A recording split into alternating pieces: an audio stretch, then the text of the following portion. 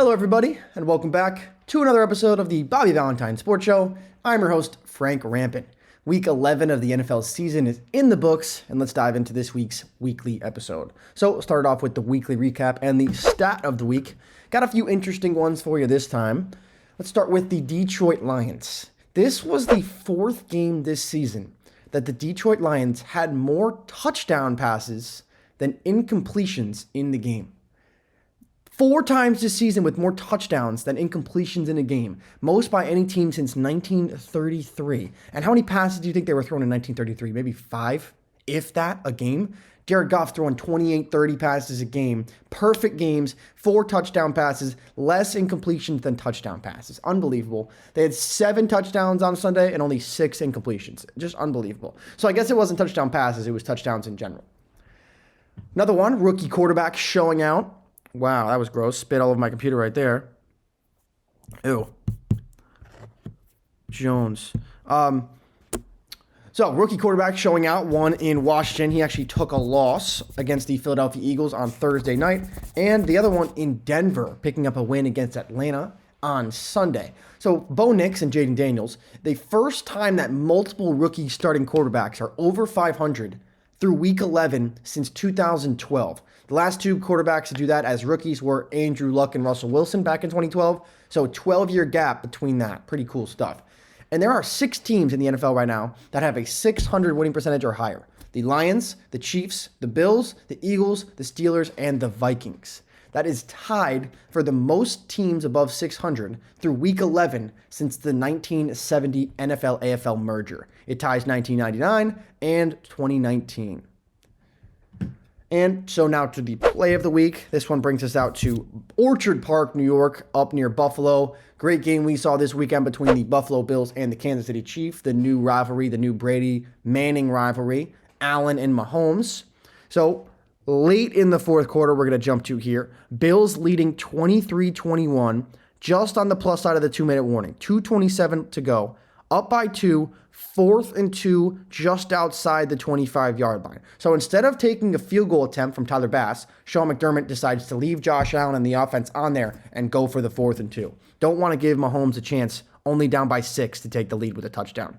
So 4th and 2, Allen pump fakes, drops back, and he decides he's going to take off and run. Another pump fake, and he just goes Superman mode to the end zone, breaking tackles, 27-yard touchdown run for Josh Allen. What a massive play in this one this was. If they kick a field goal there, everyone knows, right? Mahomes is going to go down there, they're going to score, they're going to go by 1, probably win the game by 1. But nope, the Bills stay on the field, go for a massive 4th and 2, and Josh Allen puts on the cape and powers his way into the end zone.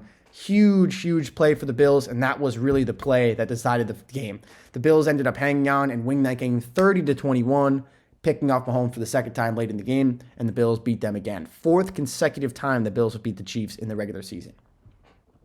So from the play of the week to the game of the week, this one was in Orchard Park. We'll go out to the Windy City, Soldier Field in Chicago. Another big rivalry matchup, maybe the oldest rivalry in the NFL, the Packers and the Bears. So we're going to pick things up here late in the third quarter. Only 40 seconds to go. Packers on top 14-13. Caleb Williams and the Bears working into Packers territory. Toss to DeAndre Swift. Makes a man miss in the secondary, and he's off to the races. What a run from DeAndre Swift. Couple weeks now where we've seen big, long touchdown runs from DeAndre Swift cracking into the Game of the Week segment. So what a run from him. He makes that one work. And the Bears, after a failed 2-point conversion, go up 19-14. So after a Packers drive that ends up getting stalled out inside the 5-yard line, they turn it over on downs. The Bears fail to do anything with the ball, give it back to the Packers. Here comes Jordan Love in the offense, throws one over the left side of the field, diving catch by Christian Watson, but nobody around him. He's not touched. Packed up, pops up back on his feet, brings it all the way down inside the 15-yard line of the Bears. Huge play for this Packers offense. They're off and running. So now, couple plays later, 1st and 10. Next play. 1st and 10, Love surveying, nobody open. He's going to take off and run. Going for that right side for the pylon. He dives, and it's so close. Marked down just inside the 1-yard line, not in there. So next play, what are they going to do? QB sneak with Jordan Love, and he powers it home. Packers go right back on top, and they miss a 2-point conversion as well, so it is 20-19. Just a 1-point lead with about 2.5 minutes left to go here in the fourth quarter. So Caleb Williams and the Bears offense gets the ball back with a chance to come back and win. 3rd and 19 early in the sequence. First play after the 2-minute warning. Caleb, pressure coming, rolling out to the right, throwing on the run. Rome Odunze makes the play, but not first down yardage. Still about 3 yards shy of a first down. Caleb and the offense running up to the line. 1:30 to go. Bears 2 for 2 so far in the game on 4th down. Throwing down the right sideline. Odunze again. Clutch play from Williams to Odunze. Both rookies connecting there. Next sequence, 1st and 10. Williams from midfield throws left this time. Keenan Allen makes the sliding catch. Another huge play for the Bears. They're inside of field goal range at the 30. Now 1st and 10. Williams hands off to Roschon Johnson. He works up the field for a couple tough yards. And that's what they're going to do. They're going to keep it there, send out the field goal unit. 46-yard attempt by Cairo Santos, and it is blocked. Blocked by the line of the Green Bay Packers 2 weeks in a row with a walk-off blocked field goal ending a game. Happened last week in Kansas City between the Chiefs and the Broncos. Now this week in Chicago between the Bears and the Packers. What a wild, wild play. Another blocked field goal ends this game. And as you can see, a lot of penetration up the middle. Getting the arm up there, and it is just off the fingertips. So blocked 2 weeks in a row, like I mentioned, game-winning field goals blocked at the end. Crazy, crazy stuff there in the Windy City, and a wild ending that was. And the Bears continue to ride the struggle bus. So we'll go from the game of the week into the standings update now, and we'll go back to that team we talked about during the play of the week, the Buffalo Bills. Improved to 9-2 on top of the AFC East by a wide margin.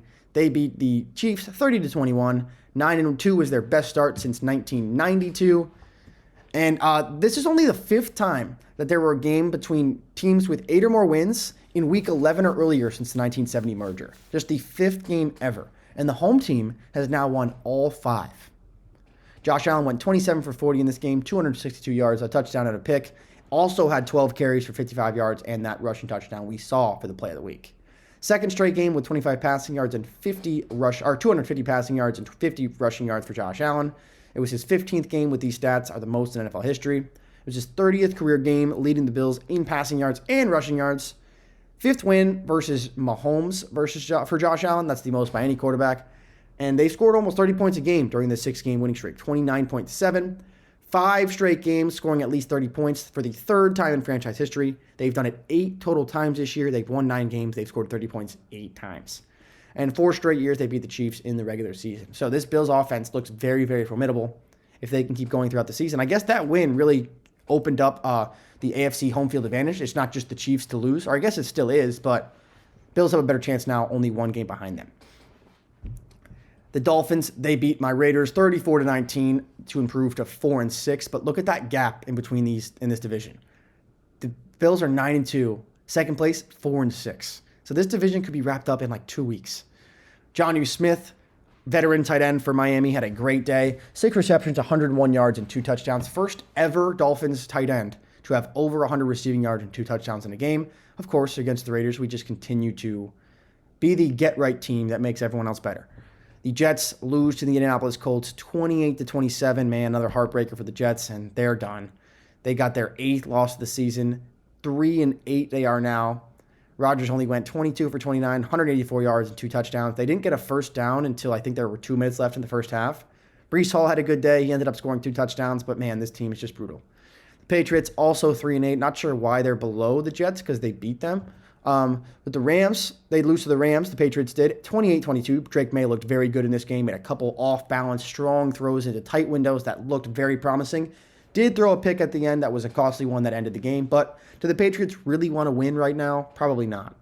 The NFC East, led by the Philadelphia Eagles, big division win on Thursday Night Football against the Washington Commanders, 26-18. Got closer towards the end after a touchdown and 2-point conversion from Washington, but really not so much of a close game late on. First meeting between the two teams, both over 700 winning percentage since 1996. 6 wins in a row for this Eagles team. They are hot. They've won 6 straight home games versus the NFC East. This is the They're 3-1 when trailing at halftime this season, and Saquon Barkley has been an absolute godsend for this Philadelphia Eagles team. Thank you, Giants. They were actually chanting, "Thank you, Giants. Thank you, Giants," during the TNF nightcap or the post-game show. It was pretty interesting to hear. Saquon, 26 carries, 146 yards, 2 touchdowns in this game. Also had 2 receptions for 52 yards. It was his 3rd game this season with 2 rushing touchdowns, the most in his career. 6th game with 100 rushing yards this season is the most in the NFL. Saquon's got 1,347 scrimmage yards this season. That is the 3rd most by a veteran player in their first 10 games with the new team. 4th career season with over 1,000 rushing yards for Saquon. First time he's done that since 2022. And he is just the 3rd player with 1,200 scrimmage yards in their first 10 games with 2 different teams in NFL history. Saquon Barkley, Marshall Faulk, and Eric Dickerson, the short list. Eagles are the first team to have 150 rushing yards and 2 rushing touchdowns in 5 straight games since the 1988 Bengals. And Jalen Hurts, 18 for 28 for 221 passing yards and a rushing touchdown. 30th career rushing touchdown of 1 yard, the tush push, which is called the brotherly shove, whatever you want to call it. The 30 career 1 yard rushing touchdowns is the most by any quarterback in NFL history. He's got 11 rushing touchdowns this season, which is second only behind Derrick Henry, and it's the most by a quarterback through 10 games in NFL history. They've outscored their opponents 88-43 in the 4th quarter of the season, and hey, if you're doubling them up in the 4th quarter, that's a pretty damn good job. And man, if they didn't lose that game to Philadelphia, this team would be really good. Or not Philadelphia, to who they lose to? To Atlanta in Philadelphia when they blew that game when Saquon dropped the ball. So very uncharacteristic from Saquon. The Washington Commanders, they fall to 7-4. Brian Robinson Jr., the first Washington player since 2008 with 7 touchdowns in his first 8 games of the season. Last person to do that for the Commanders, I guess then the Redskins, was Clinton Portis. Jaden Daniels, 22 for 32, 191 passing yards, touchdown and a pick. That pick was his first one since week 5. And late in this game, they failed on a 4th and 2 at the Philly 26 with 8 minutes left, down 12-10. So they could have kicked a go-ahead field goal to make it 13-10, change the overall course of the game with 7 minutes left to go, but they chose not to. Failed on the 4th and 2, and the Eagles took it away from that. Dallas Cowboys, they lost again last night, falling to Houston 34-10 on Monday Night Football. They are one of 2 teams this season without a home win. Division rival, the Giants, don't have one either. 6-game home losing streak dating back to the playoffs last season against the Packers. First 5-game losing streak since 2015, which was before they had Dak and Ezekiel Elliott on the team. 5 offensive touchdowns in 5 home games this season is absolutely abysmal. And the Cowboys, they're the first team ever to trail by 20 points in each of their last 5 home games. Unbelievable. And they've been outscored 187-69 at home. The worst margin in the NFL overall, too, at -118. Brutal. And to wrap this up, the New York Giants, they had their bye, but some news coming out of East Rutherford, New Jersey. Tommy Cutlets is back. Daniel Jones has been benched by the New York Giants. They don't want to have him get injured and take on that injury contract they'd have to take. I think it'd be $23 million to pay him guaranteed next year. So Tommy Cutlets back, set to start next week. What a Thanksgiving matchup we have on deck. Giants, Cowboys, Tommy Cutlets versus Cooper Kush. What a Cooper Rush, obviously, but you know.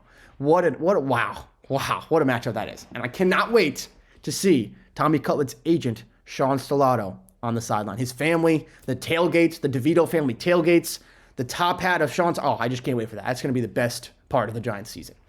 And Daniel Jones, Giants went 3-13 in his 16 starts since signing that massive contract before last season. And in those starts, 10 touchdowns, 13 picks. That's not going to cut it. Over to the AFC North, saw a massive battle between the Pittsburgh Steelers and the Baltimore Ravens. The Steelers came out victorious 18-16. This was the 36th time that John Harbaugh and Mike Tomlin met as head coaches. That is the second most played coaching matchup in NFL history, only behind Curly Lambeau and George Halas. That is an unbelievable stat. Tomlin leads the overall series 21-15 now, excuse me. This was the 19th game in this 36 games, decided by 3 points or fewer, the most between any head coach duo in NFL history. And 18 of Tomlin's 22 wins versus Baltimore have been by 7 points or fewer. This is the second game this season that Chris Boswell accounted for all of the Pittsburgh Steelers scoring. He went 6 for 6, and they win the game 18-16. They're 2-0 this year, while when being held without a touchdown. The rest of the NFL is 2-19. They have 5 straight wins in a season, starting back 5 straight wins in a single season for the first time since starting 2020, 11-0. And they've won 8 of their last 9 against Baltimore. All of them have been decided by 7 points or fewer. 9 games in a row decided by 1 possession or fewer. And each of the last 6 games, no team has scored 20 points in this rivalry. So just a cagey defensive affair, like always, between these two teams. Pittsburgh on top yet again. So just talked about it. The Ravens losing to the Steelers 18-16. All 4 of the losses for the Ravens have been by 7 points or fewer. This was their first loss without giving up a touchdown since 2011 at Jacksonville. They had 12 penalties in this game, 3 turnovers, which led to 9 points, 3 field goals, 2 missed field goals from Justin Tucker. He has been in his head. Best kicker in football. There's a mental block he cannot get over right now, and it's unbelievably weird to see. And Lamar versus the Steelers in 5 games, only 5 touchdowns, 11 turnovers, sacked 21 times, and a 1-4 record. So not so good versus the Steelers so far for Lamar. Going to have to change that, or you're not going to be too well liked in Baltimore in the long run. And Lamar struggled against the blitz, 4 for 13 for only 34 yards when pressured versus the Steelers. Cincinnati Bengals, tough, another heartbreaking loss on Sunday Night Football, losing 34-27. They're averaging 26.3 points per game in their losses this year, the most in the NFL, and they're 1-6 in one-score games. This game was 27-6. They were down by 21 late in the third quarter. They stormed all the way back, 3 straight touchdown drives, and then unable to capitalize late in the game. Evan McPherson missed 2 late field goals, and the Chargers won with 12 seconds left to go on a J.K. Dobbins rushing touchdown. And the Browns collapsed late in New Orleans. It was 14-14, and they end up losing 35-14. Over to the NFC North, the Detroit Lions. They beat Jacksonville 52-6. They beat them 52-6 in a scoregami. First ever ending of an NFL game, 52-6. This is their best 10-game start since 1934, 90 years ago. 52 points is tied for the second most in team history. Their 645 total yards was the most in team history. They scored a touchdown on their first 7 drives of the game. Jared Goff, 24 for 29, 412 yards, and 4 touchdowns. And Jared Goff in his last 3 home games has 8 incompletions, 9 passing touchdowns, a touchdown catch, and 0 turnovers. 8 incompletions and 9 touchdowns in his last 3 games at home. And he's just the, 7th quarterback ever with a perfect passer rating and 400 yards passing in an NFL game. Joining Rodgers, Deshaun Watson, Dak Prescott, Nick Foles, Ken O'Brien, and Jared Goff. This is the second time he's ever done it, the only quarterback to do it twice. In the 4th game this season, would they have more touchdowns and incompletions, most in a season since 1933. 7 touchdowns, 6 incompletions on Sunday. And Amon-Ra St. Brown, 11 catches, 161 yards, and 2 touchdowns. He's got 8 consecutive games with a receiving touchdown, the franchise record. The Minnesota Vikings improved to 8-2 after beating Tennessee 23-13, but Sam Darnold is having some midseason struggles. Minnesota fans are not too happy with him, especially after last week when they almost lose to Jacksonville. They won 12-7 against Jacksonville, right? The Lions beat them 52-6. And they just beat Tennessee 23-13, only by 10. The Lions beat them by 52. So a little bit of uneasiness in Minnesota, but still, hey, they're 8-2. I predicted them to go to 6-11. So they already have 2 more wins than I predicted them to have the whole season. The Green Bay Packers improved to 7-3. They won our game of the week, blocking a field goal against the Bears as time expired. Second straight week with a blocked field goal that would have been for the win as the time expired. Jordan Love has thrown a pick in the end zone. What? No, he hasn't. He threw one in the end zone in this game, but Jordan Love has thrown a pick in each of his first 8 games this season. That is the most by a Packers quarterback to start a season since 1944. That was Irv Kump, who did it 10 games in a row. And their last 3 wins for Green Bay, a total of 6 points, and Matt LaFleur, 11-0 as a head coach versus the Bears. They have not lost to the Bears. The Packers have not lost to the Bears, despite playing them twice a year since 2018. 6 years they have not lost to the Bears. Unbelievable.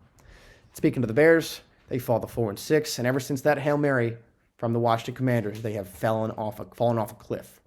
4 straight losses, and 2 of them have been on the final play of the game. Tough. They fired Shane Waldron last week. I guess it was a better game from Caleb Williams. He was more on time, on target, getting the ball out of his hands quicker, but still tough. The Houston Texans improved to 7-4, beating the Dallas Cowboys 34-20 on Monday Night Football. And it was the first road win versus the Cowboys in Texans history. They improved to 1-3. C.J. Stroud, 23 for 34 for 257 yards and a pick. Joe Mixon was the star of the show, though. 20 carries, 109 yards, 3 touchdowns, ties the Texans franchise record. So he has a rush touchdown in 6 straight games and 7 of his 8 games played this season, tying the franchise record for the most games in a row with a rushing touchdown. He's the 3rd player all time to have 10 rushing touchdowns in first 8 games with the team, and the 6th all time with 900 scrimmage yards and 10 touchdowns through the first 8 games with the new team, and just the 3rd player ever to have 100 rushing yards and a rushing touchdowns in 5 consecutive road games. That's tied for the longest streak in NFL history, with Derrick Henry, who did it in 2020, and Tiki Barber, who did it in 2004. Indianapolis Colts, the return of Anthony Richardson. He balled out in this game late in the second half. I mean, really the whole game. 28-27, they get to win in JetLife Stadium. Anthony Richardson goes 20 for 30 for 272 passing yards, a passing touchdown, and 2 rushing touchdowns. The Tennessee Titans lose to Minnesota 23-13. Not a very good team. I had them going 8-9, so that was a pretty bad guess. Jaguars, guess what I had them going? 9-8. They're 2-9 right now, so already have more losses than I picked them going. Good prediction for me. The Atlanta Falcons, they are 6-5 right now. They just got brutalized by the Denver Broncos 38-6 in Denver. They looked horrible in this game. Offense looked terrible. Defense looked horrible. Michael Penix Jr. came in late in this game and actually looked all right. The Bucs had their bye. They're still 4-6, but man, they're right behind this Atlanta Falcons team. The Saints still have a chance actually too because they won 2 in a row now. They improved to 4-7. Taysom Hill went off. He had 230 all-purpose yards in this game, 8 receptions for 50 yards, 7 rushes for 138 yards, and 3 rushing touchdowns, also with 18 passing yards. He did throw a pick too. Panthers on a bye. They stay 3-7. So now out west to wrap things up, starting in the AFC. The Kansas City Chiefs are 9-1 after suffering their first loss of the season in Buffalo to 31-21. Mahomes was pressured on 16 of his 35 dropbacks in this game. 46% is the highest against him since 2021. So it looks like that's what you're going to have to do. 30 points allowed for the first time since 2022.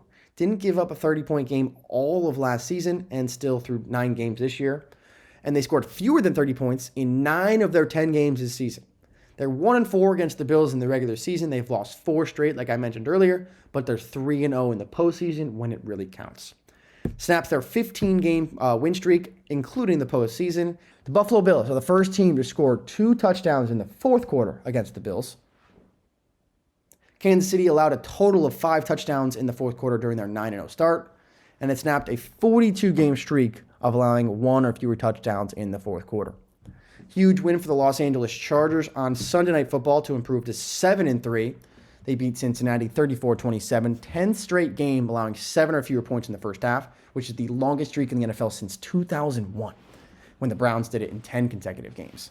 Man, Jim Harbaugh has really changed the culture of this Chargers team, made them a gritty, tough football team that cares about the little things, which has not been the MO of the Chargers. Justin Herbert had an unbelievable first half, 17 for 36 in total, 297 yards and 2 touchdowns to go along with 65 rushing yards.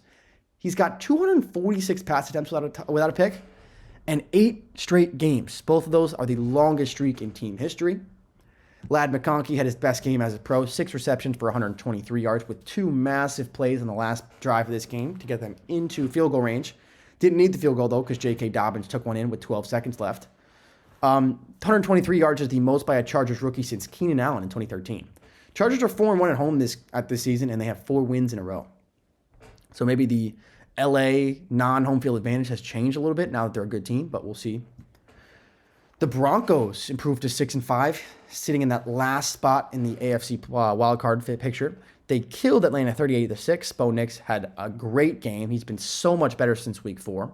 He went 28 for 33 for 307 yards and 4 touchdowns. 145 passer rating in this game. So weeks 1 through 3, Bo Nix. The Broncos were 1-2. He was only trying 5.3 pass yards per attempt. He had no passing touchdowns and 4 picks for a 61.8 passer rating. Since then, weeks 4 through 11, they're 4-3.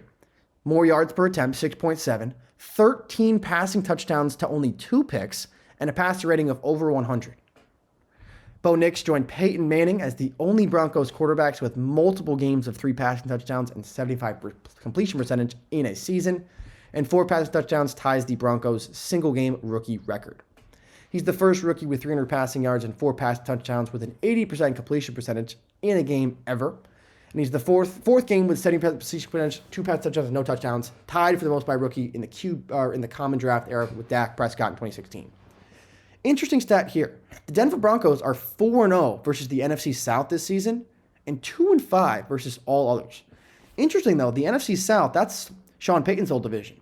So 4-0 against his old rivals, 2-5 versus the rest. Very, very interesting. It's their first time sweeping any division since 2015, and that was the NFC North. And it's the first time sweeping the NFC South ever. My Raiders, they fall to 2-8, losing to the Dolphins 34-19, but our lone bright spot, Brock Bowers. I guess not only him and Max Crosby, but Brock Bowers, the rookie sensation, has been unbelievable. 13 catches for 126 yards and a touchdown on Sunday. That's the most catches in a game by a rookie tight end in NFL history. Unbelievable. And to wrap things out in the NFC West, 6-4, the Arizona Cardinals still on top. They just came off their bye week. So they're 6-4 right now. I had them going 6-11. So they already have the same amount of win totals I thought they'd have all year. Good call by me yet again. The Los Angeles Rams beat New England to go to 5-5. Cooper Kupp and Puka Nacua went off. Cooper Kupp had 6 receptions for 106 yards, 2 touchdowns. Puka, 7 for 123 and 1 touchdown. The Seattle Seahawks also 5-5, beating San Francisco in a wild last-minute game. Geno Smith came in and ran for a touchdown with 12 seconds left to put them up for good. They didn't score a touchdown in this game until Nick Bosa came out of the game. They had no touchdowns until I believe it was the fourth quarter. They scored 2 to win the game right after he came out, so maybe that had something to do with it. And last place in the NFC West, the San Francisco 49ers. Given 3 of these 4 teams are 5-5, the Niners, the Seahawks, and the Rams all 5-5, but they're last place. They did not give up a touchdown to Nick Bosa came out of the game, and this is their 3rd division loss this season after leading with 2 minutes left to go. So they're going to have to figure things out quick over there in Santa Clara, San Francisco, whatever you want to call it. But man, not so good so far. Need to figure things out, but this division's still wide open, so anyone can win it. That's going to do it for us here on the Bobby Valentine Sports Show. Hopefully you enjoyed this one. Make sure you follow us on Instagram, TikTok, Twitter, all that good stuff. And any questions about the BV Academy or Bobby Valentine Sports Academy, hit up bvacademy.com for anything you might need, lessons, clinics, birthday parties, all that good stuff. So next week might have a little bit of new content for you guys. Hopefully you tune in for that. But hopefully you enjoyed this one. I'm Frank Rampin. We'll see you in week 12. Peace out.